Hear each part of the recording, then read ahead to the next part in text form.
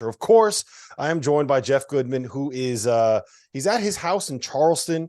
He looks like you guys missed this when he was off screen, but he went back there and he cleaned up the entire kitchen counter because it was an absolute total disaster before I called him out on it. He's down there for probably the next 3 months or so. I think he might have just a month. I can only afford a month. That's it. He could only afford a month.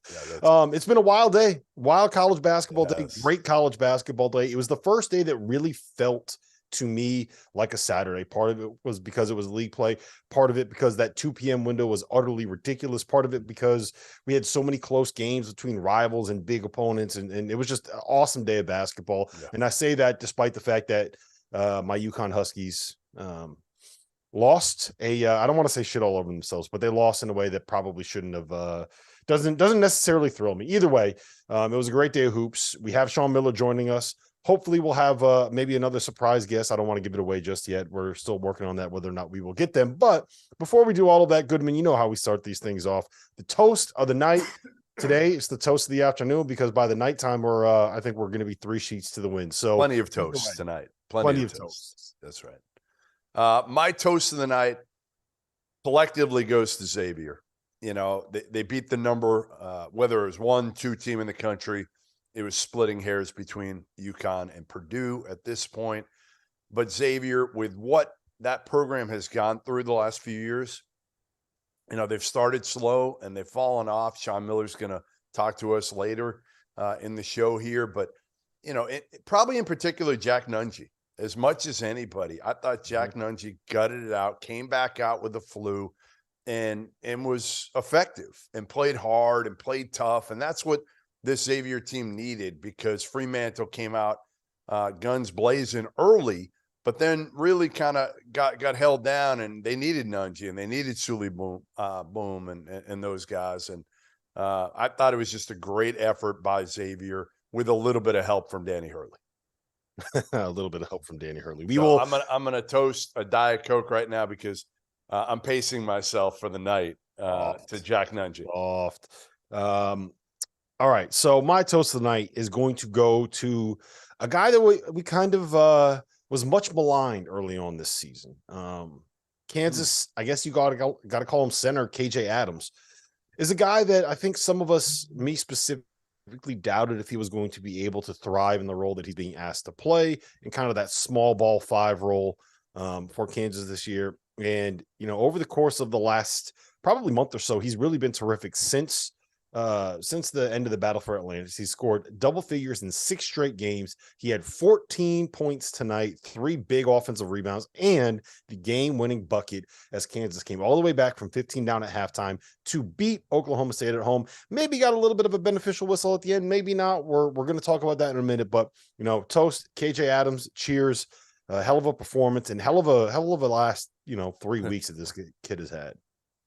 No doubt. And again, that's what Bill Self has needed. He needed somebody to step up, not your traditional Bill Self big man, but the times have changed and Bill Self is adapting, and he's got a 7, maybe 5-man right now that just plays his ass off.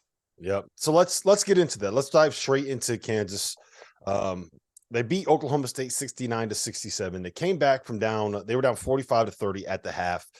Stormed back. They gave up just 22 points in the second half, and I think it was with 4 minutes left in the game, they had given up 12 points in the first 60 minutes of the second half. Really clamped down defensively. Oklahoma State shot out of their minds from beyond the arc. You're going to have games like that. I want to start with this because it seems to me like there's been a little bit of a argument about this on Twitter afterwards. Clark Kellogg said it as the broadcast was signing off that he thought that it was a foul on Kevin McCullough against Bryce Thompson on that last second bucket. Before we get into what happened in the game, I just want to know, where do you stand on that? Because I don't think that I thought he got him, but again, you're not getting that call at 5 gallons. So you have to, honestly, he'd have to have mugged him for them to blow the whistle at 5 gallon with a play that's probably going to determine who wins the game. You know, is a good defensive play by McCullough. And I think probably him being in the league for a while, he might have got the benefit as much as them getting the benefit in 5 gallon. Maybe a combination of the two. Tough call to make. Tough call to make at the end of a game like that. Yeah, and I just thought that he got it so cleanly up top. I think you kind of let that one go, right? If you're playing pickup and you call a foul on that, if you're Bryce people Thompson, are yelling. like you're yeah, you're gonna get yelled at, especially if it's game point. So I don't necessarily have an issue with the no call. I think you can make an argument that it might have been a foul. I can understand that but I think that that's the kind of contact that you see. It's the Big 12, man. It's physical. It's the best. It's the toughest league in the country. It's the league where they play the best defense in the country. You got to let that one go, especially in the fog. All right, are you worried at all about Kansas after this loss? Zero. I mean, remember we're like 2 weeks removed from them absolutely boat racing a Missouri team that now we look at completely different than we did that night. Especially me. I look at them different. I know that. I actually give them the respect of putting Missouri in the top 25 right now because of what they've done since beating Illinois handily, beating Kentucky handily. Well, Kansas absolutely blitzed Missouri. And you know, again, these games around the holidays, whether it's a lot of teams, listen, you look at what teams did coming back from Christmas, and a lot of them play these in the Big Ten in particular yesterday. Look at who those teams played. They play bye games. That's what they did because they know when they don't have those guys for 3 or 4 days, who knows what they've been doing, who knows the mindset they come back with. So they want to play those easy games. The Big Ten, well, obviously the Big 12 couldn't do that. They're playing league games and they're playing tough league games. But Kansas is walking in this thinking, all right, we're at home. We don't lose at home. And they dig this hole, and Grady Dick isn't doing a whole hell of a lot, and McCullough's giving him nothing offensively, and DeJuan Harris isn't giving him anything offensively, so it's all up to Jalen Wilson. And that's the only scary thing for me with Kansas is that how reliant they could have to be if Jalen Wilson is having one of those, 3 for 14 games. Can they win that? Can they grind those out? I don't know. I still think, again, Grady Dick's going to get more. I think today proved that they can. That's the argument that I would make, is that today proved that they can. They were down by 15 at home in a game they were really struggling offensively. And, the thing about Oklahoma State is what you're going to get on the defensive end of the floor from them. It's the shooting, right? We always have questions. Are they going to be able to score enough? Are they going to be able to make enough threes? Is Bryce Thompson going to knock down shots? Well, you know what?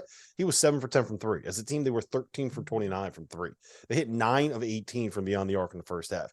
Kansas State was cooking, and Kansas found Oklahoma State was cooking, and Kansas found a way to win that game. I'm really impressed with Bill Self and what he's been able to do with this offense, like just playing strictly 5 out, a lot of dribble handoff stuff. Yeah, a lot of like you get guys coming off of curls. He's very good at finding a way to get Jalen Wilson getting downhill to his right hand. And to me, like what's going to make or break this team is things like Kevin McCullough hitting that corner 3. DeJuan Harris hit a couple of big threes. Joseph Yesif hit a 3. You got to be able to create the space for you so your guys can get downhill. So that the perfect example, that last second play, Self doesn't use a timeout, just gets DeJuan Harris into a ball screen with KJ Adams. He's able to get the roll, man. The reason that there's space is because Kansas was 11 for 23 from 3 on the day. They had to defend the 3-point line. I just got to say, Field of 68.shop merch store. Look at that. Free bill, baby.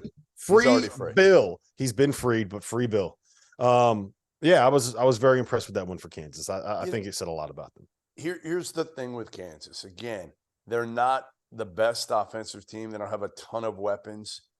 And that's why KJ Adams needs to be, not a guy that they're going to go to necessarily, but a guy they can go to, right? On a play like that at the end of the game where he can finish around the basket. He's so quick. He's so athletic. He's so tough. Again, you're not gonna clear out for him. You're not gonna you're not drawing anything up necessarily for him per se, but he's got to be a guy that can finish. And he's done that. He's done that for the most part. And you know what? He's a pretty good passer today. We didn't really see it as much today. He had 4 turnovers, but he's averaging like 2.5 assists on the season. Right. His ability to kind of, we see it all the time. I like their team. I do. And you know what? In a year where there is no like great team. I got the Paint Crew shirt on right now. They're going to be the number one team in the country. There's no great. They deserve to be the number one team in the country, but they are not like the best team in the country, right? I think if you look at all the metrics, no one's going to have. It's going to rotate. It's going to rotate this year. Yeah, it's one of those years. It reminds me a little bit of the 2020 season, right? When Udoka Azubuike, Obi Toppin, San Diego State was really good. There wasn't really like a great dominant defining team, but there were like 8 or 9 teams that were good enough where you could say, look, I could see them winning it all. I think that there's a chance that they could be the best team in the country. And I think Kansas is absolutely one of those teams. Tough for Mike Boynton. I love Mike Boynton, huge fan of Mike Boynton. He got screwed in the whole FBI investigation. The only guy that the NCAA so far has really hammered. And, you know, I want all good things to happen to Mike Boynton. I'm a big Mike Boynton fan. I'm never going to be shy about that. But it was a tough one. And I'm not going to complain about that loss because I may or may not have invested just a little bit too much money on Kansas money line at halftime when it was plus 290 at Rivers.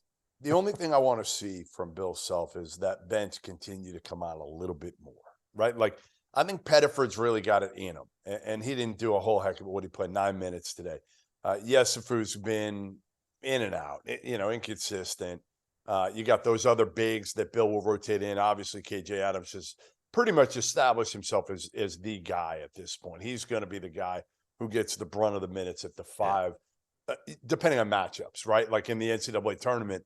Honestly, I don't think it'll matter with matchups. I think they'll make him adjust to them. Yeah, right? And like since Jalen Wilson's big and strong enough, and Kevin McCullough's big and strong enough, and Grady Dick, like say what you want about him, he's still 6'8", right? So I think you make teams adjust to you. They don't have anyone that can play that like McCormick 5 seal angles for him yet.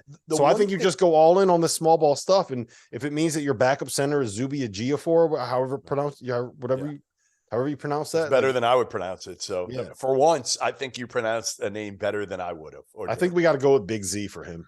Big Z. All right, that's fine. That's fair. That's fair. All right, so I just want to do a quick whip around in the rest of the Big 12 because there were some great games in the Big 12 today. Let's start. Listen, no, we're not doing. No. I'm changing. I'm making. No. Keep it here. On the order.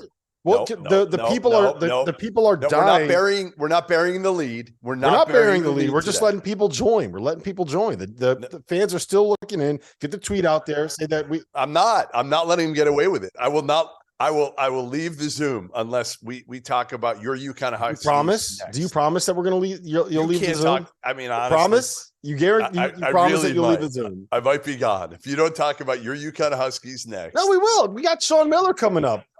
See, Dagan. Right. Dagan said we're all gone. So listen. Top dogs, right? Yeah, top dogs. They weren't top dogs today. Top dogs. For damn sure. They took a loss. It was 83-73. Jack Nungy, like you mentioned, played through. I guess it was his flu game. But, Xavier they are one of the best offensive teams in the country. They played like one of the best offensive teams in the country. And they were able to exploit the mismatch that they had at the 4. To me, this game came down to Zach Fremantle, 16 points, 11 boards, 5 assists, 3 steals, and a block. UConn had no answer for him and Nungy together. And they weren't able to take advantage of it at the other end. They were, didn't get the greatest 3-point shooting performance from some guys, but Caravan was not ready to guard Fremantle in the post. Andre Jackson not big enough to guard Fremantle in the post. And the fact that Nungy is just so large that he could take up that space and kind of keep Adama Sanogo in check offensively and not let him kind of control that game. Really, really impressive win for Xavier, a team that I've been high on. I do think is one of the probably, for my money, the second best team in the Big East right now, and a team that I don't think is getting nearly enough attention nationally. Listen, I saw him play 3 times out in Portland, and we always kind of wondered what this team would be with a really, really good basketball coach. And no disrespect to Travis Steele, but he's not Sean Miller. He's just not. He's not Sean Miller. Sean Miller's a hell of a basketball. No disrespect to Travis Steele. I'm just going to say the most disrespectful thing that I can. No, but it's true. Sean Miller's one of the top coaches in the country, period. Mm-hmm. And you look at what he can do and what he's already been able to do with Zach Fremantle. Because you and I know where this thing started in the preseason with Zach Fremantle. Mm-hmm. And how Sean had to figure him out, how he could coach him, how he could get him to buy in. And I think he's gotten him to buy in because today he was so good early. And then even though he wasn't scoring points late, he was still a team guy. He kept his wits about him where UConn's coach did not. And I really want to get into this Danny Hurley thing because I think it's super. And you know my relationship with Danny Hurley dates back 20 let's talk about that. We'll get to that after we talk to Sean. It's fine. I want to stick on Xavier for one point. Where do you have them in like the Big East and national hierarchy? Because they're ranked 22nd in the country. They have 3 losses this season, all 2 good teams by combined, I think, 13 points. So how do you view them? Because they are elite offensively. They are going to have issues defensively. I think that this matchup had everything to do, or this win had so much to do with, 1, the game plan and the strategy that Sean employed, and 2, the way that Xavier matches up with UConn. I feel like they looked better tonight than they maybe are, but I still think they're like a top 15 team in college basketball. Is that crazy? No, I mean, I think there's somewhere in that. You can make a case that if they peak at the right time and they're healthy, and they could be a top 5 team at the end. Like I could see them getting the Elite 8, and it wouldn't shock me because they've got a couple guards, Rob, that can make plays off the bounce, and they can both shoot the ball, right? Sule Boom's awesome. I tweeted it. He's been as impressive as any transfer in the country, period, what he's done for them. Because what we don't have around the country when you watch teams are a lot of dudes that you can just give them the ball and just say, hey, go make a play. Xavier's got 2 of them. They got Kobe Jones and Sule Boom. How many teams have 2 of them? Now, Kobe Jones needs to be more aggressive. He needs to be more selfish, all that. But he's fully capable. He's one of the most well-rounded guards in the entire country. And Boom's been awesome. Then you got the 2 bigs, right? Fremantle and Nunji. And it's so funny because last year, all we did was shit on Travis for playing those 2 guys together. And even Sean did to some degree. And now he's playing them together because he looked at the numbers, and the numbers said that they were better with both of those guys on the court at the same time. But I just think, listen, when you look at them and what they've got, and now they've got a hell of a coach, and now they got a big win like this, why can't Xavier why can't they be better than UConn? Why can't they win the Big East?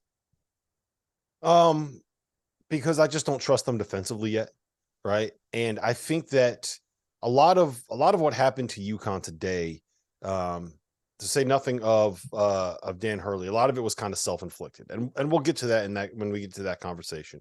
I just don't fully trust Xavier on the defensive end of the floor. But you mentioned that they finally have a great coach. We were able to catch up with that great coach, Sean Miller, who had some very nice things to say. You'll be shocked about John Fanta.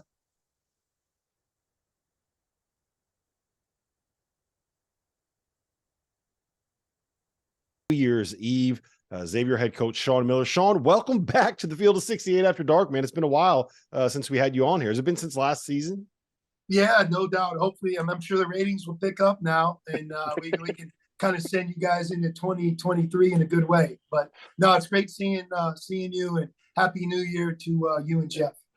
So obviously you guys knocked off UConn, handed UConn their first loss of the season tonight, 83-73 in front of a raucous crowd at the Cintas Center. It's always nice to see that building loud and going crazy again. Talk to me about that win. Talk to me about Jack Nunji battling through. Was it the flu? I don't even know what it was, but he was very clearly not himself. Just a hell of a win for you guys tonight. Yeah, I mean, Jack is, he's experienced, he's older. He's just an amazing kid. I really like, as great of a kid as could be a basketball player. That's the definition of Jack Nunji. And Rob, for about 30 minutes before tip-off, he didn't warm up. He wasn't a part of our meetings or shoot around. He was in the training room just kind of laying around and trying to get some fluids in him. He couldn't keep anything down. We were worried that he might not be able to play. And for him to be able to play 24 minutes, I mean, certainly we wouldn't have won if he chose not to play, and that was his choice. So I think it says a lot about Jack. In terms of the game, when you play a team like UConn, you have to be at your best. I mean, they're either gonna bring that out in you or they're gonna beat you. And I thought the reason that our crowd was as raucous as it was, maybe the way we played, it has a lot to do with playing a team that deserves to be number 2 in the country. They're a tall order, and we're thrilled to have beaten them. Sean, this is a great day because it is New Year's, and you beat Dauster's UConn team. I'm out here in Charleston while Rob's back in the cold weather. Like, it couldn't have worked out better. When I saw you in Portland, you didn't know what type of team you had yet with Xavier.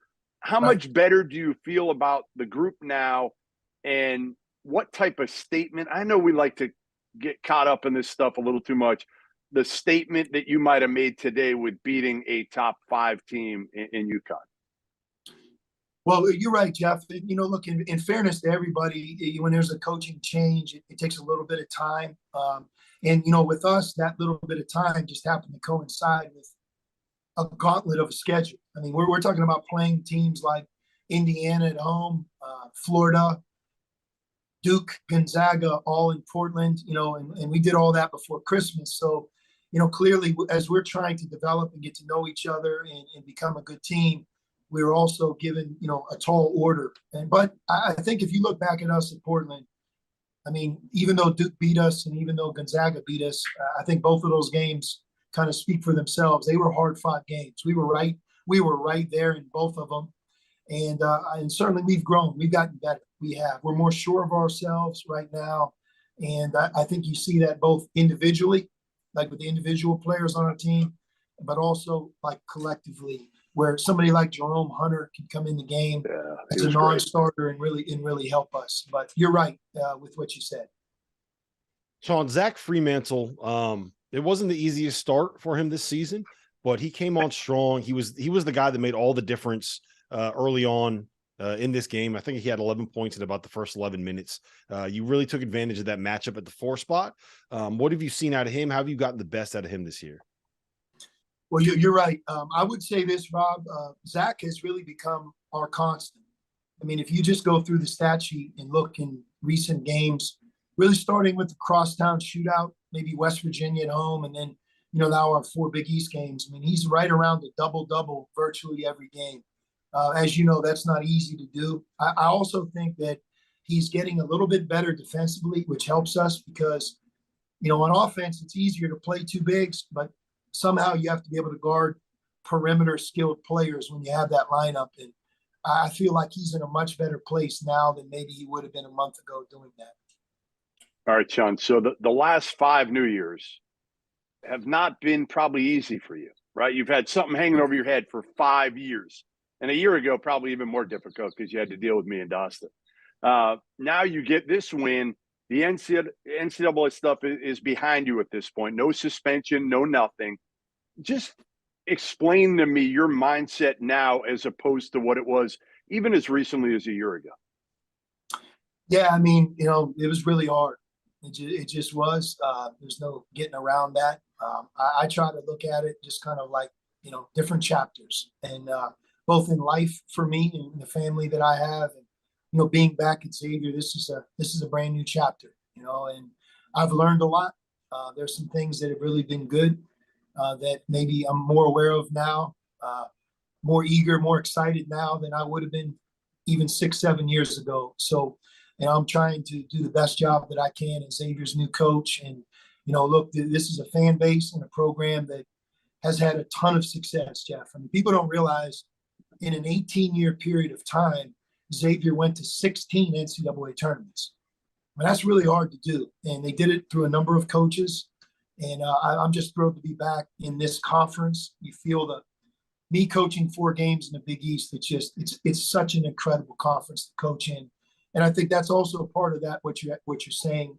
It's a new beginning and a new chapter. And I'm just excited to be a coach and trying to help. Sean, let's face it, you weren't sure that you would coach these 4 games in the Big East. I mean, we talked about it, and you didn't know what. In fact, you probably thought you might get a suspension, didn't you? I don't know. Looking back on it, there's a lot. I mean, it's just like 6 years worth of different things. But I think that part's over for me. And, again, when you go through things, you learn, lessons learned. And, I'm trying to incorporate a lot of those lessons into being the new coach here at Xavier with, and you guys know this, we have a good group of guys. We have an older group. We have a group of guys that have had success, and it's just a matter of us knocking down this door here and hopefully getting them back to the tournament where Xavier's used to be. All right, Sean, this is going to be the toughest question that I think a media member has ever asked you. If you could spend your New Year's Eve with one member of the Field of 68 and only one member of the Field of 68, this is so easy. Who would it be? I mean, I've actually tried to get him to come to Cincinnati tonight. I don't know if he's en route, but it's definitely John Fanta. He's my favorite, and we had a great time last year. I think he is not a rising star. I think he's actually a star. So, but hey, the best part of this, Field of 68. The best part of this, Dauster, he just chose fan out over his own brother. Yes, he did, and he doesn't know it. He doesn't even know it. That's what he just did. Arch was the UB Brown of the Field of 68. He spit more facts and stats than any person ever has, and that's to his credit. But yeah, so hopefully he gets a win here today. Yeah, well, I'll tell you this much: with the way that UConn shot free throws today, I think that you learned a little bit of something from your brother. And his ability to defend the 3-point line. Listen, Sean, congratulations. If UConn was going to take a loss, I'm glad that it was at least to a coach that I like. So enjoy your night, enjoy this win, and hopefully we get you back on soon, man. You guys have a good team there. Anytime, man. Happy New Year to you guys. Thanks for having me on. You too, Sean. Happy New Year. And now let me welcome on to the Field of Goodman, 68. I hope you realize man that broke my heart and ruined my New Year. That was for me to deal with. Yeah. No, pick up your mic. Don't I just realize it? I enjoyed the hell out of it. Like, yeah, I'm sure you did. It made my day. Honestly, I wasn't going to ask you. I should have surprised you and not even told you we were having Sean on and just had him bounce on. That was my one mistake today. But to watch the smile on his face and how upset you are, because you and UConn Nation seem to think this was like the 99 UConn. No. Okay. Don't say you, because that's not me. I know what this team is. I have a great feel for what this team is, and I think that they actually kind of have been outperforming what they are. Right. I'm along for the ride because I did not expect any of this. I'm enjoying the ride, but you're not expecting anything. You're saying that. Like, I was expecting them to be like a top 25 kind of a team, right, to the tournament. So now, win a game. Like, honestly, winning a game in the tournament, getting to the second weekend, I would have been fine with coming. I would have been celebrating that coming into the year. How much did this change now? Realistic expectations of what this team should do for the rest of the regular season, the tournament. I think that the expectations should be higher now. Right. But it should not be like Final Four or fire Dan Hurley, or bust. Right? Yeah. Like if he gets to the second weekend and loses to a 4 seed, like it is what it is. That's just kind of that's what this year is. Right. They're one of the best teams in college basketball in a year where college basketball is kind of down, and it's just going to be one of those seasons, right? So I'm under no disillusions that this is the 1999 team, or this is the 2004 team, or this is even the 2006 team that lost in the Elite Eight, right? They just don't have that level of talent. What the things that they do great are the things that you can control, right? They rebound the ball really well. They defend really, really well. They play their asses off. My biggest issue is self-inflicted wounds, right? That is, I think, where it was an issue last season.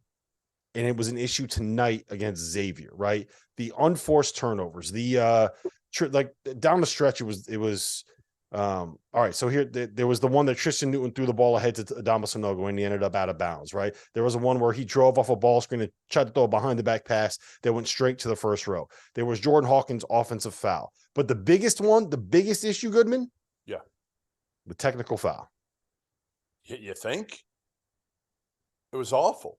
I mean, it was absolutely awful. Hold the mic to up. Me. Think about Hurley. And again, I've known Danny a long time, okay?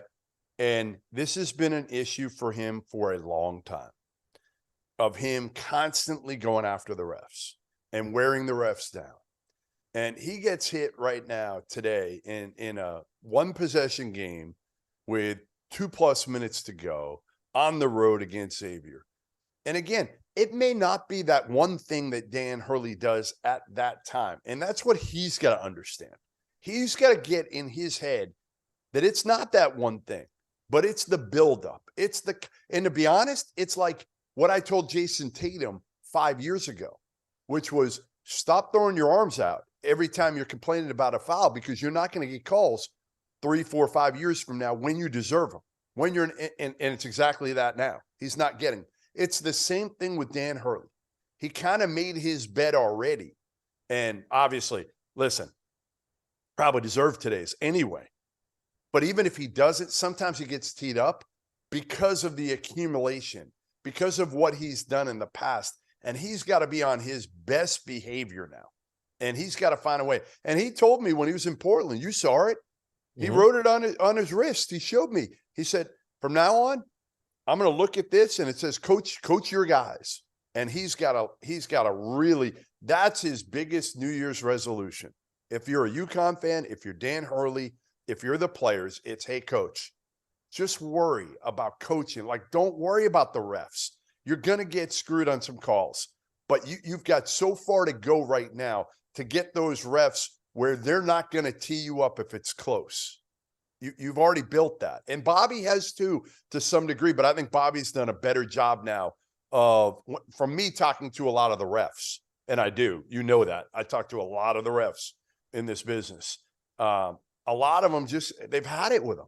They've had it with Dan Hurley and his act. And he was better in Portland, and now I feel like he's kind of reverted back again. Well, here's the thing, because there was one of the biggest possessions of the game. There's 3 minutes left, right? And there was a incredibly evident moving screen on Zach Fremantle, which the fact that it went uncalled was it was a horrible call. One of the worst calls and like the worst known calls in a big moment that I've seen this season, right? But that you can't, just because you had that one bad call, you cannot go out and get a technical as a result of it. Like that's where you have to be able to know better. Yeah, you got to have to know where the line is and not cross it.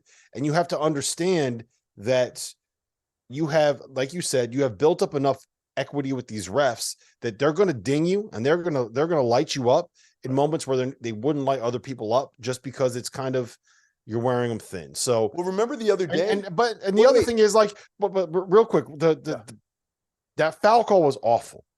But what lost UConn that game was the 4 turnovers in the last 6 minutes that were unforced. It wasn't you should expect better from the officials in that, even in a road environment, right? I think if the refs go back and look at it now, every one of them will say that was a missed call. It happens. They're humans. We have bad predictions. You every once in a while say that Trey Burke is going to go to the NBA draft and doesn't end up going to the NBA draft, right? We all have our moments. But you have to be able to accept that and move on. Like, it's the next play mentality, right? You miss a shot, don't think about it. He got the tech a good 35 seconds of game time and probably 2 minutes after that actual missed call. So, like, I don't want to rail on too much, and I don't. No, but I honestly, I really believe he needs to hear it. I almost think Dan Hurley needs to hear this from other people now, because it's gone on long enough.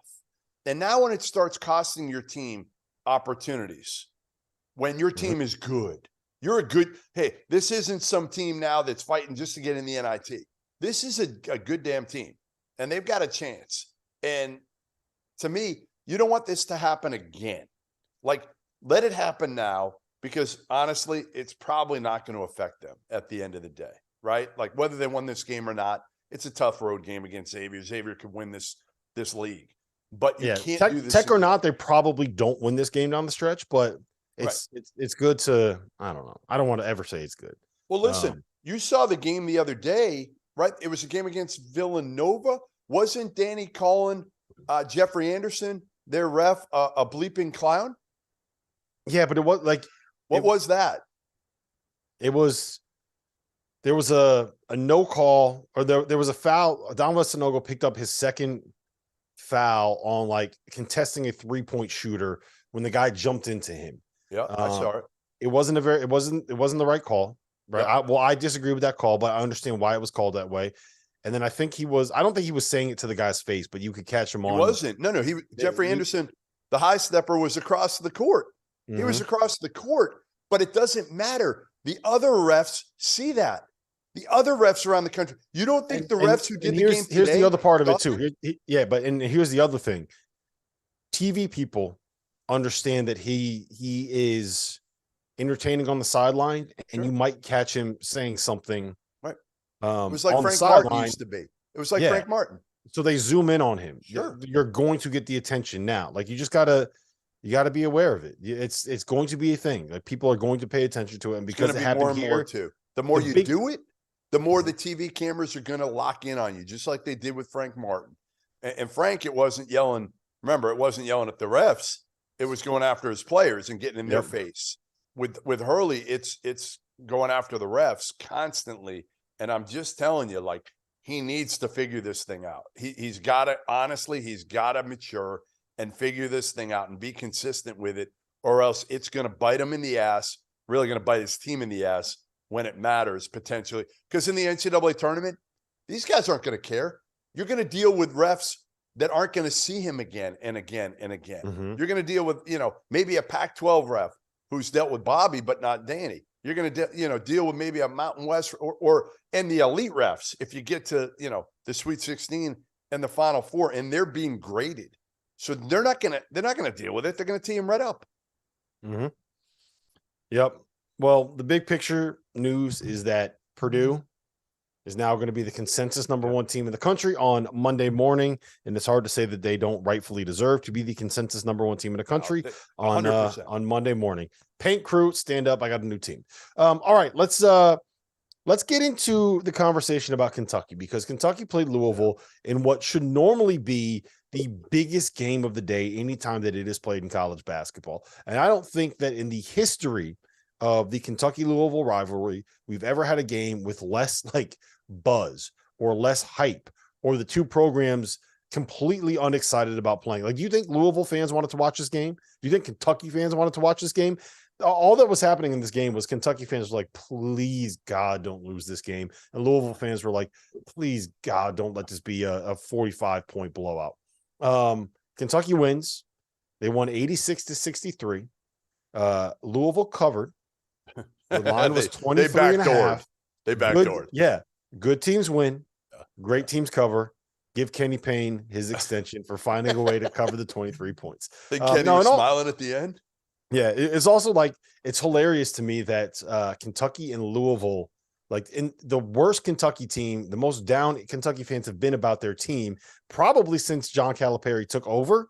And they're 23 and a half point favorites against Louisville in the biggest rivalry game of the year. So put that in perspective, Kentucky fans. To me, the interesting conversation here is, though, it's about Coach Cal, right?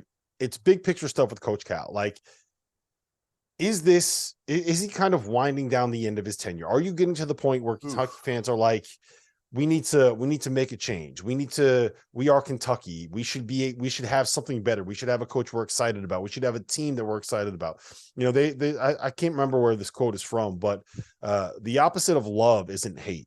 The opposite of love is apathy. And it feels like Kentucky fans are starting to get a little bit apathetic about this program, which is the worst possible thing when you have a fan base as passionate as Kentucky basketball fans are. So let me ask you this, Goodman. Considering that he has a lifetime contract, considering that this buyout is going to be like, I don't even know if it exists. It'll probably cost you $50 million to get rid of him. Is there, like, what would it take for Kentucky to say, we got to pull the ripcord, we got to make a change? I mean, I think the only thing that can happen here is if you don't make the tournament or you get bounced again in the first round. I've said this all year coming into the year, and I think you thought I was crazy when I told you the one game I want to see more than any other game this season is Kentucky's first round game. Because, again, they weren't in the tournament 2 years ago. They lose to St. Peter's last year. How tight will John Calipari be going into that first round game? Well, we don't know if there's going to be a first round game now. Like, I just looked at it as an automatic. When you have the National Player of the Year back in Oscar Tshiebwe, you have one of the best freshmen and a lottery pick in Cason Wallace. You have two shooters. I know one of them's hurt now, CJ Frederick, but Antonio Reeves and Frederick. My big thing all along this year was the spacing. You heard me over and over and over, right? Toppin, Oscar, Wheeler. Right. But like you can't play those three guys together because they can't shoot. In today's day and age, you have to play shooters. This roster was poorly constructed in a sense. Now, again, Frederick and Reeves, you thought would provide the answers. Well, you had to play them together. He didn't do that. Now Frederick's hurt. His confidence is kind of shot. He's been hurt a lot so far, coming back from the injuries. So that hasn't materialized yet. But I just think, listen, to me, if they lose in the first round or they don't make the tournament, you're going to have more than half of the fan base that is going to be, get rid of them. Get rid of them. And to be honest, you can't blame them except for the price tag, because it's going to be $50 million or thereabouts to fire John Calipari. And I always say, be careful what you wish for, right? Be careful what you wish for. You had a great year last year. You lost in the first round. You know, my biggest thing with Cal is, you know, he had John Robick for years as his X's and O's guy. And I think that really softened the blow, because Robick was a hell of a coach. And John's dealt with some personal stuff over the last few years, is not with Cal anymore. And I've always said, like, Cal's great with more talent. But if he doesn't have more talent, which they've got good talent now, but they don't have John Wall. They don't have some of those dudes that they've had. Anthony Davis, obviously, over they don't have roll the ball out and beat you talent, right? Yeah, exactly. Exactly. Just go make a play, right? Like, who's going to be that guy? Like, Severe Wheeler's a nice player. He's a nice college player. Casey Wallace is a good player. Like, even Oscar, he was dominant last year. He's not intimidatingly dominant. Here's the thing. Like, Oscar he is the best role player college basketball has ever seen. He's the only guy that's ever won a National Player of the Year award as a role player, right? There's my biggest issue is they're still running the same stuff that they ran when they would have like Jamal Murray out there, right? When you had Bam Adebayo and Tyler Hero out there, right? It's one thing to run Jamal Murray off a stagger, to run him off the same floppy action and get him curling into a three or get him curling into a one-on-one situation, right? It's one thing if you have that as Kevin Knox, right? It's another thing when it's Cason Wallace, whatever his name is, however you pronounce it, Cason Wallace, or Antonio Reeves, or any of these other guys that they have. It's very different when it's those guys versus your top 5 picks, right? And even Cason Wallace, he's going to be a very good pro, but he's going to be a very good pro in the role of Marcus Smart. He's not going to be a guy that's going to go and get you 20 a night. He's not. He's not Tyrese Maxey. He's just shot it very well so far, but he's not like a dead eye shooter. I mean, if he's your best shooter and your go-to guy offensively, then you have a problem. Right. That's what it is. So here's you said that poorly constructed team in a sense, because again, what you don't need with Oscar Tshiebwe, what you do need with Oscar Tshiebwe is a stretch format. Correct? That's what you need.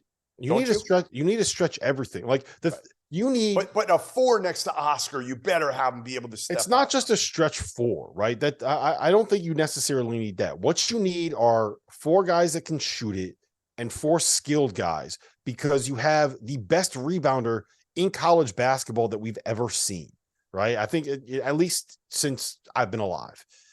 You don't need more than one person going to the glass on either end of the floor, right? Because you have Oscar Tshiebwe, who's just an animal. It takes 3 guys to keep him off the glass, right? So their issue to me is that they have not taken advantage of the fact that you could put 4 skilled guys that don't do anything else. But if you had Wallace, skilled guys around. But Rob, if you had Wallace with Frederick, with Reeves, and then a stretch 4, that's what I'm saying. The difference here that they don't have with this roster. They have Toppin, they have Damian Collins. They got, those are your 2 guys really, and neither one can step out. My take is, if you had that would make a major difference. Again, like, sure, yeah, it absolutely would. Like, I think if Bryce Hopkins was still on this team, I think we'd be having different conversations right now. If you had another guy like Ty, right? So it's not just the other issue I think that you run into is that you can't take Severe Wheeler off the floor because you don't have anybody else that can go create something for themselves. Last year, you could take him off the floor if you needed to, because Ty could go make something happen. And if you put Ty at the point, you still had Kellen Grady out there that could run off screens and manipulate the defense with how good he was at just running around and dragging people around with him, right? This year, you don't have that next creator because Cason Wallace is just not at the level that Ty was in terms of being able to go get something himself. So you said that for John Calipari to get fired, it's miss the tournament or lose in the first round, right? Let's just say that happens, right? Let's just say that that they end up getting rid of John Calipari, or Texas fires Chris Beard and Coach Cal jumps at the opportunity to be able to go to Texas and get a soft landing, get a big old contract at a place where he could bring his recruiting class with him, right? Let's just say that it doesn't work out with John Calipari. Who is on your list? Who are you? Let's say that what is Mitch Barnhart? What's the name of the AD? Mitch Barnhart, right? Let's say you're Mitch Barnhart. Yep. And you have to fill your head coaching vacancy. Give me your list. Give me the first person you call. Give me the second person you call, and give me the guy that you think you're most likely to get. So can I? What? Yeah, let me give you mine first. Sure. Yeah, let me give you mine first, and you tell me how crazy any of this is. I think the first two people I call are Jay Wright and Billy Donovan. And I don't think that you get either of those guys. I think Jay is very happy doing TV and they both said no to Kentucky multiple times before. Yes. I think you still pick up the phone and call them, but you're not, you're probably not going to get them, right? Here's what I'll say to this. Let me finish. I'm Billy Donovan. Because I actually like Billy Donovan. I didn't have his name written down because I don't think he's going to be fired. I mean, listen, who knows in the NBA how quickly things can change. Mm-hmm. Billy Donovan said no before, largely because of his family. That's why he didn't want to go there and be in the fishbowl. Yep. Now his kids are all older. It's just him and his wife at this point. He's dealt with the NBA. I don't think he wants to get back into college. I don't think he has any desire to get back into college because everybody tells him how shitty it is right now with NIL, with the transfer portal. But if Kentucky came calling and he was unemployed, would Billy listen? Possibly. Jay Wright, I think his next job is with the Philadelphia 76ers if something happens with Doc Rivers. I just think Jay sits tight. He likes obviously, he made a decision. He looks happy right now. So those would be two people that absolutely would be on my to-call list, no doubt, high above. I don't think you can get either of them. So they're probably not on my likely, there's a list of guys at the top that you just put on there that you say, it's not going to happen, but I got to make the call anyway. Mm-hmm. Brad Stevens, go ahead, make the call. Maybe he wants to still coach. I mean, he's never going to go to Kentucky. That would be the last place Brad Stevens would probably go. But again, call him. Why not? Call his wife, Tracy, and she'll say no. Thanks, but no thanks. Yep. Those are the two names. And I guess you could put Brad Stevens in there as well. I think you got to make the very first calls. I don't think you get them. Next you go to college coaches. I think the first guy I go after, Scott Drew. I don't know if Scott leaves Baylor because I think that it's nice being at a place where you literally do not have a beat writer for a local paper. I think that you call Matt Painter. I don't know if Matt Painter fits because I think he's more of a development culture guy as opposed to going out and getting 5 stars. I don't know if he would love the fishbowl, but I think the world of Matt Painter. That I got a freaking paint crew shirt on, right? Yep. I think that Tommy Lloyd is somebody that I would look very heavily at. I don't think Tommy would take it, but I think that Tommy Lloyd, I just look at what he's done at Arizona, right? I don't think he leaves the West Coast, but if you can get him, I think that he immediately revolutionizes Kentucky's offense, and he still goes out and gets 5 stars. He gets pros, right? You don't have to worry about not having NBA guys anymore. I don't know if any of those 3 guys take it. I think so. I had Painter and Scott Drew high atop my list. Those were 2 of my top 3 names. 2 of my top 3 names. Chris Holtman's a guy that will probably be bandied about because he's from there. He was a big. That was the next name on my list. Is that I think that Chris Holtman's the first guy on my list that I think you want, is really good and says yes. Painter would be the guy. I just don't think Painter's going to leave Purdue, his alma mater, for any other college job. I don't see it happening. But again, Painter would be my third. He'd be my first semi-realistic call of all of them. Tommy Lloyd, to me, no chance. I wouldn't even call him, and not because I don't think he would take it. I just don't think he fits in Lexington. I don't like the fit at all. Scott Drew, I'm torn on Scott. Here's why I'm torn on Scott. He's the nicest human being in the world. He would kiss all the babies, go out, talk to everybody. But I think if things go bad, I just don't know if he could handle Lexington. Like Waco and Baylor is so different. And he's been able to like take his time, get it going with no pressure.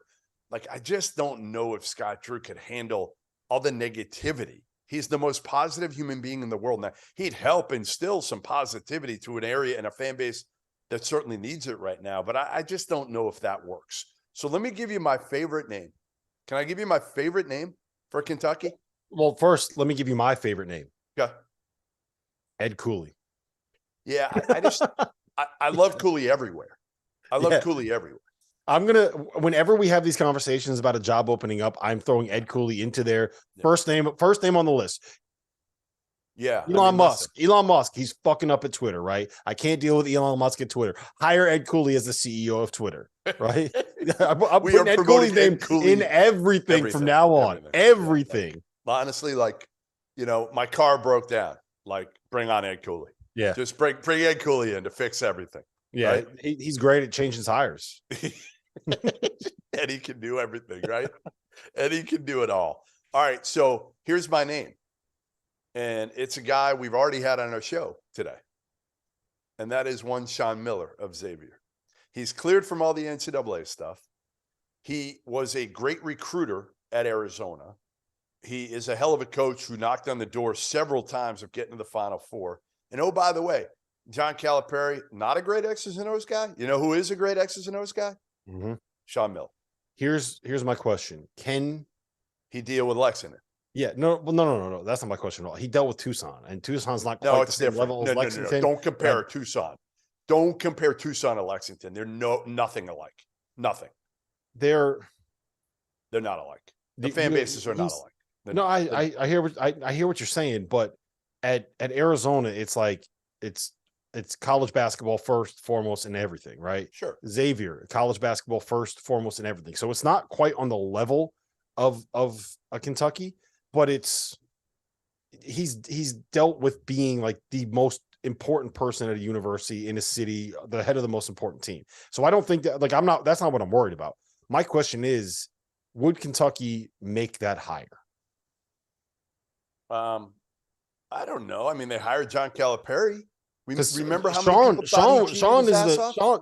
I had Sean on my list. I had Sean above Scott Drew, and I was like, I don't know if they would hire him right now. Do you understand? Mitch Barnhart had to be persuaded to hire John Calipari. He didn't want to hire John Calipari at first. There were other people that had to get involved and push John Calipari. Martin Newton was one of them.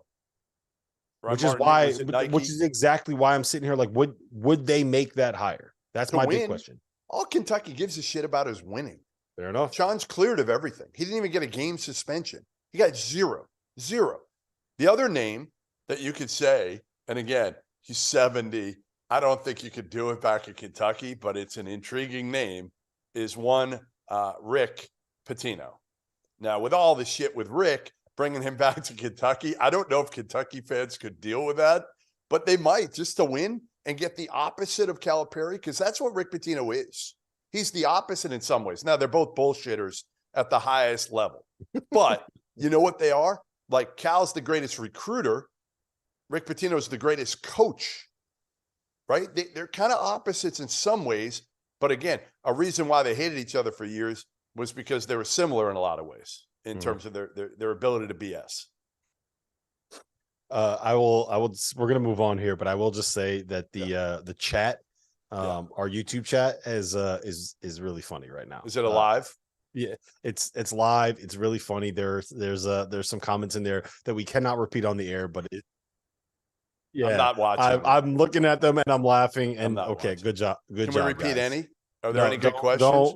Are there any good names? Wait. Are there any good names, Dagan? You can look at it too. Are there any good names being thrown out that we have not mentioned yet? I think we mentioned all of them. Yeah, they've all been mentioned. People, who? They've all been mentioned. No, there's one more that I think will be mentioned. I wouldn't hire him here, but I bet you his name will be mentioned. Is like a couple. I'll give you a couple that are doing it in the SEC. The Eric Musselmans, the Nate Oates, those guys. Like Oates right. Is one that would make sense. Yeah. I don't. I'm a little less sold on. Yeah. For various reasons, but I think Nate Oates makes a lot of sense.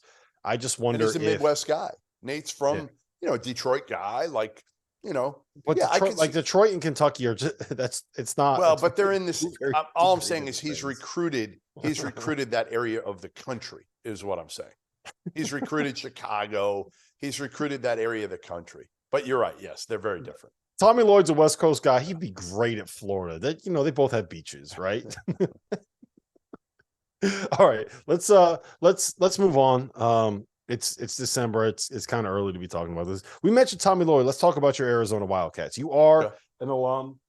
We were not able to get him on the show tonight. We tried to, but Headband Kerr had himself There he is. a pretty good game. Yeah. Headband Kerr. Arizona was up 20 early.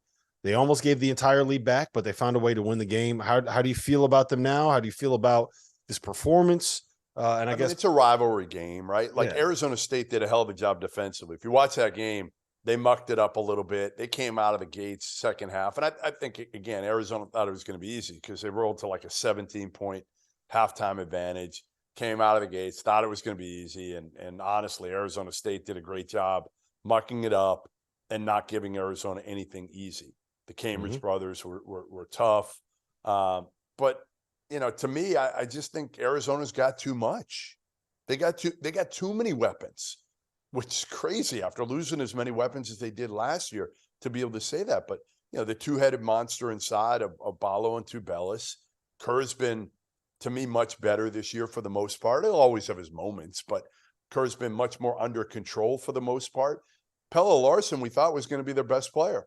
He's been their fifth best player, probably. You could make a case for he and Courtney Ramey.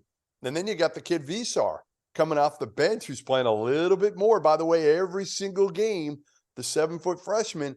And man, he can make an impact too. And Adama Ball coming off the bench. The Boswell kid is and the transfer, the other kid, the transfer from Cedric Henderson had a ridiculous block today. Yeah, like they just got dudes like Tommy Lloyd. I tweeted it earlier today. Think about he's 45 now. He's 46-5 to start his career. The all-time, I tweeted, I don't even know the name of the dude. He was like back in like 1911, who was like 49-1 or something like that to start his career. But Brad Stevens was also 45-5. You know who else was? Did you see my tweet? Bill Guthridge was 45-5 to start his career. Nice. And here's the scary part. Tommy Lloyd is 48 years old. He's got 2 decades left in him at Arizona if he wants to be at Arizona for 2 more decades. Depending on how much he drinks. Yes. Gun to your head.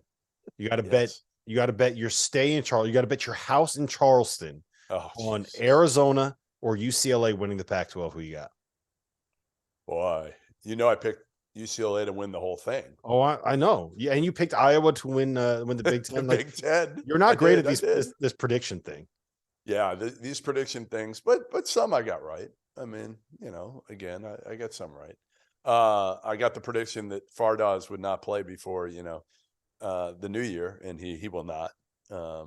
Anyway, I would say you really want to open up the Fardaws can of worms right now. Yes, because we'll see a tweet in April that will vindicate me, but it can't be tweeted until then. Anyway, and you know the tweet, like you've seen it, so you can go to bat for the fact that you've actually seen the text, and you know my source here. Anyway, I would say I'm going to go back and forth on this. You're trusting me a lot. Yeah, you're trusting me a lot to say Rob will go to bat for you. Are you sure I will? Yeah, it's good. Are you positive? You set me up. You got me roasted by Sean Miller today. And you think I'm going to go to bat for you? Get out of here. I would say this fake news. So as much as I picked UCLA to win the whole thing now, I might flop already. I might flop and go Arizona because they're deep. Like the depth of UCLA scares the shit out of me. Absolutely scares the shit out of me. Where Arizona, their depth is almost, in addition, their starting five is really good. Plus, they've got guys coming off the bench that are good, that are really good role guys. And again, Visar's going to get better and better. I think Ball's got a chance to be better and better. So I guess today I'll go Arizona. I think I would agree with you. I would say that the X factor to me is Amari Bailey. If Amari Bailey ends up being a guy in Pac-12 play that can average, that's fair, 12 to 15 points a game against high major competition, then I think it kind of changes the calculus for them. If not, then I think that Arizona is probably the better team. But I think they're both top 10 teams. I think you're kind of splitting hairs. It's going to end up being one of those things where it's like, who wins the one possession game between the two of them in March. All right, let's roll through the Big 12 a little bit. There was a lot that happened in that conference. Yeah. For people that are listening to this on demand or listening to this later, West Virginia and Kansas State play at 7:00 tonight. Going to be a great game. They do? Yeah, they play at 7:00 tonight. So like Hugs is going to go into this game, come out of it, and just start celebrating New Year's Eve, having a few cocktails. Is it at West Virginia? Where is it? It's at Kansas State. All right, he already knows some bars at Kansas State from being there a little while. No, I'm just thinking that he already has the private plane stocked. All right, we talked about Kansas beating Oklahoma State. Texas went into Oklahoma without Chris Beard and won a 1-point game that they trailed in the second half. Baylor went into Ohio State and got beat by 15 Iowa State. Without LJ Cryer. Yeah. Iowa State, right? Yeah. Yep. And then Texas Tech blew a 13-point second half lead and lost at TCU, who is quietly 12-1 on the season and undefeated when they have both of their starting, or at least one of their starting backcourt guys, Damian Ball and Mike Miles. Yeah. They both of those guys missed when they lost to, was it Northwestern State they lost to? That's correct. Yep. Which of those Big 12 results stands out the most to you? Boy, oh boy, oh boy. You know, here's the thing. To me, Iowa State, Hilton's tough place to play. And for me, if I'm Baylor, like I got to have Cryer and Flagler or else I got no chance. You know, Keontae George was off today for the most part early. They dug themselves a hole. So I'm not putting too much stock into it. I think I know what Baylor is, and I think they're probably a Sweet 16 team.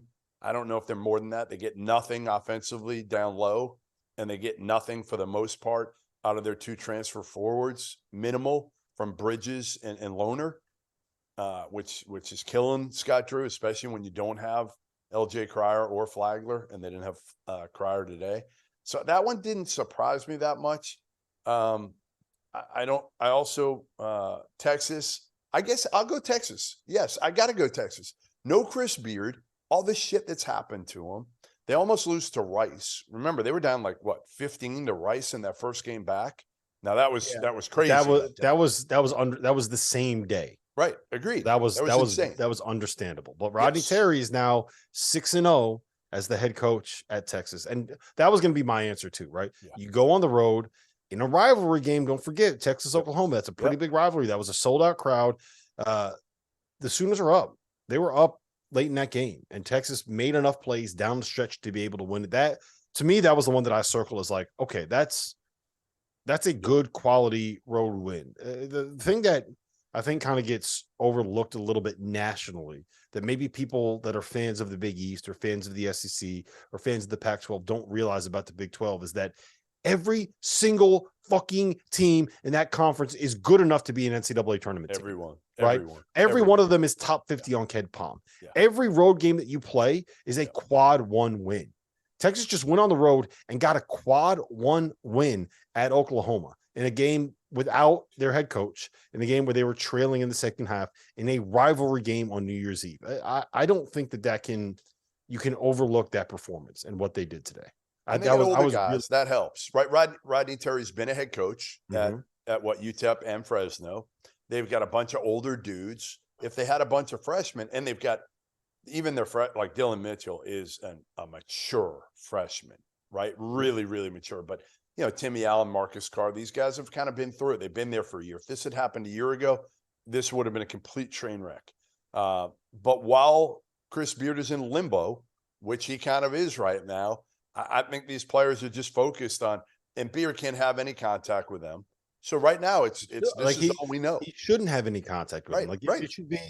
You need to let the legal system play out, and I understand why Texas is kind of waiting to make a decision when you have as much guaranteed money locked up and the contracts. Like when you have 8 figures that you're going to have to deal with, like you're allowed to take your time to make a decision, right? Yeah, you want to get as much. You want to get as much information as you can. And this is not us campaigning for Chris Beard to keep his job. At least not me. Right? Nope. It's not. I don't. I still tend to lean towards the idea that you probably need to make a change at the end of the day. There, right? Listen, you put your hands in a woman. Period. You put your hands in a woman, and you just can't do that. Period. Yeah, but I have no qualms with Texas making sure that they let the process play out. Right? Beard's not getting paid. He's not part of the program. He's not like they're not sitting here promoting him. There's no campaign. You don't hear like sources say this, sources say that. There's no like push to try to get him to try to like change the narrative, right? So I think Texas is kind of handling this about as well as you can. Texas Tech, are you buying them? Because I'm not. I'm kind of off the Texas Tech train this year. I don't Actually, it's funny. This was the most impressive I was with. I mean, it's the only team they've really played, and I tweeted that their best win is against Louisiana Tech, who's like 154 in Ken Palm. So they played such a shit ass non-conference schedule. Did you just cite Ken Palm? I'm a big Ken Palm. Are you okay? Well, it's harder for me to go through if. Do we need a wellness check? Talia, where's Talia? Talia, come make. Is your dad okay? Make sure he's okay. Do you have a temperature? Do you have a fever? Do you need me to call somebody? It's true. I wanted to do it once in 2022 before the clock flipped. I wanted to do it once, but I would say this. To me, them playing with TCU on the road for as long as they did was impressive. Now, if they can get Fardaws back soon, and I think that's a key because they got nothing down low. I was watching that game.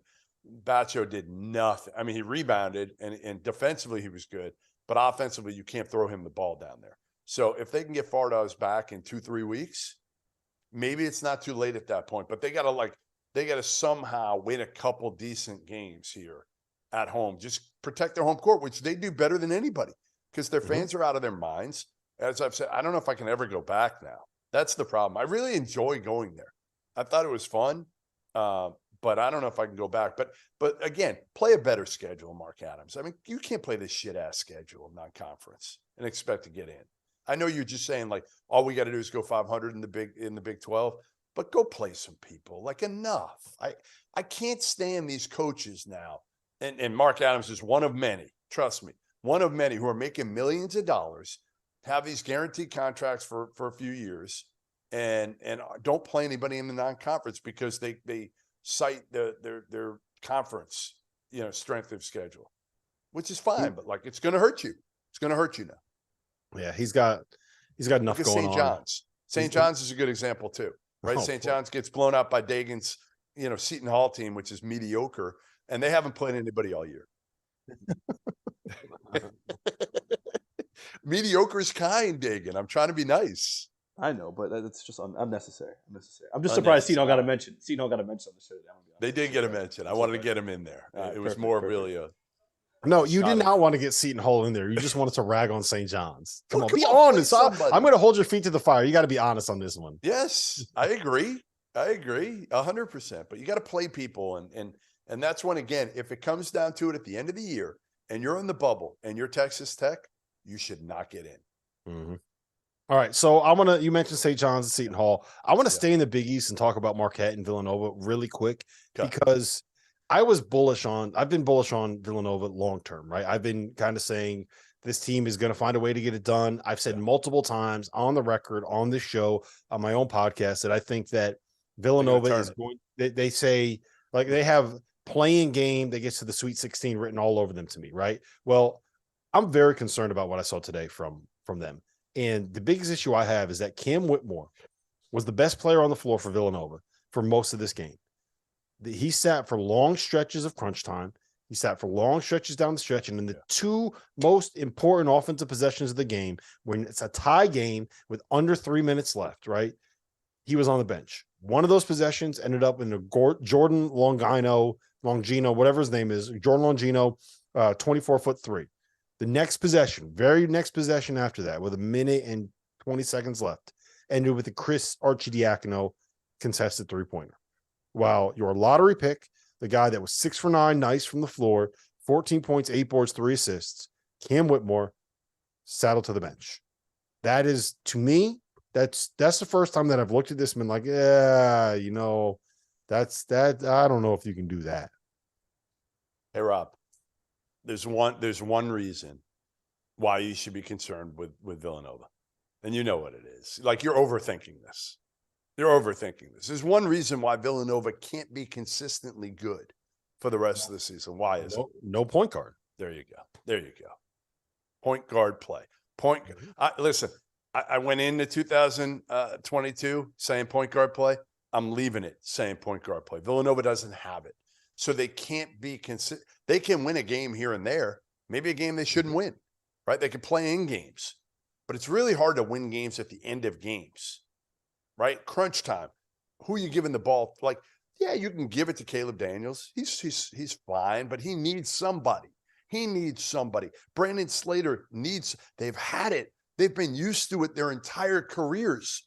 One dude, really two dudes for some of them, but primarily one dude named Colin Gillespie, who just got better and better and better. And he made life easier for all those dudes. And he was a culture guy and all that. And now, Mark Armstrong's not ready. And, I always hate to say anything bad about anybody named Archie Diacono, because Ryan's like the best kid in the world. So I like can't even do it about Chris, but he's a serviceable backup. That's what he is ultimately for a good Villanova team. When he's playing 30-something minutes a game, it's not fair to him. Rob, it's not fair to Chris Arcidiacono.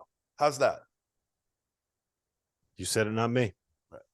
You said it, not me. Houston, I just want to note, Houston struggled with Central Florida. Central Florida is actually really good. They got a guy that could end up being a first-round pick on their team. I think all of their losses have been close losses. So I'm not super concerned about that. It just kind of is what it is. You can't be too concerned about anything, again, that's happened over the last week or two. You try not to put too much stock in it because of the holidays, again, because pre-Christmas kids are looking to go home. Then they come back from Christmas. How are they adjusting in between? Nobody's really on campus. Some of it's good that nobody's on campus because, kids can get better. There's nothing else going on right now. So you're going to find some teams that get a lot better here over the next couple of weeks. One team that doesn't look very good right now is the Michigan football team. You know what? If Michigan, how much did you hit them in the live line, Robert? Only like a third of the winnings that I got from the Kansas live line. So I'm still sitting pretty right now. All right. Shout out to my nephews who went to Michigan right now, because I can't stand. You know who this is the worst for, by the way? I can't stand Jim Harbaugh. So I'm happy with this right now. You know who this is the worst for? This is the worst for Juwan Howard. Because if Michigan loses this game, then there might be at least one person in Ann Arbor that realizes that Michigan basketball is 7-5 and just lost to Central Michigan. And the reason why I say one person in Ann Arbor is because Greg Waddell, our resident Michigan Wolverine basketball fan, he's very well aware of the fact that they just lost to Central Michigan on what was that, Thursday night, Friday night, whatever it was. So he's very well aware of that. But he's someone else in Ann Arbor might figure out that Juwan Howard and the Wolverines aren't great if Michigan is not playing in the national title game for football. Is this guy going to hit the 59-yard field goal? Didn't he just miss it? What happened? Yeah, he drilled it. It. They called a timeout. Penalty? They called a timeout. 59-yard field goal. So now that we're live reacting to 59, this kid's going to make it. Wow, what a leg. Good. Yeah, listen, since we are now currently reacking to Michigan football, I think it's time to wrap this up. Listen, but we might hold on, Rob. You might as well plug Field 12 live tomorrow at 2 p.m. Recapping. Oh yeah, there you go. Field of 12 after New Year's, live 2 p.m. Eastern time on the Field of 12 YouTube channel. Dagan Hughes is producing that. Hopefully, we will have a Michigan comeback win to talk about. Hopefully for you.